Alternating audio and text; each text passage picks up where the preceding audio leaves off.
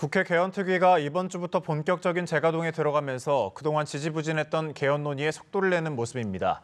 그러나 핵심 쟁점에 대한 여야 간 견해차가 커서 내년 6월 개헌이라는 시간표를 맞출 수 있을지는 미지수입니다.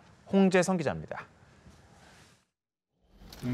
여야 간 합의로 올해 초 야심차게 출범한 국회 개헌특위. 그러나 지금까지 만들어낸 결과물은 초라함 그 자체입니다. 주요 쟁점도 못 추려낸 데다 민감 현안에 대해선 논의의 첫 단추조차 끼우지 못했기 때문입니다. 그마저도 국감 시즌에는 사실상 개점 휴업 상태였습니다. 1년을 허송세월했다는 비판 속에 개헌특위가 막판 스퍼트를 시도하고 나섰습니다. 이번 주 수요일부터 기본권, 정부 형태 등 핵심 쟁점을 놓고 3주간 집중 토론에 들어가는 겁니다. 정세균 국회의장도 기회가 있을 때마다 개헌 전도사 역할을 자임해왔습니다.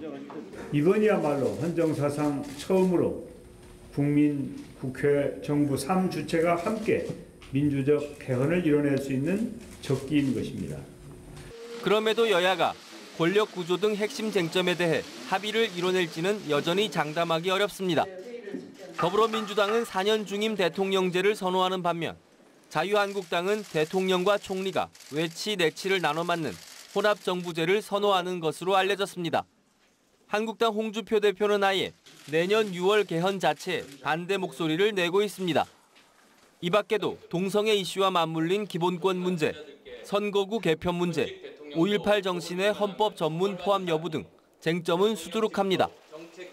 개헌특위의 활동 시한은 내년 2월까지여서 특단의 돌파구가 없는 한 빈손으로 문을 닫을 수 있다는 우려가 제기되고 있습니다.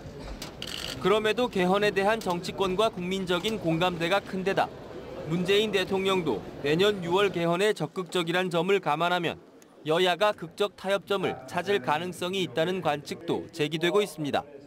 연합뉴스TV 홍재성입니다.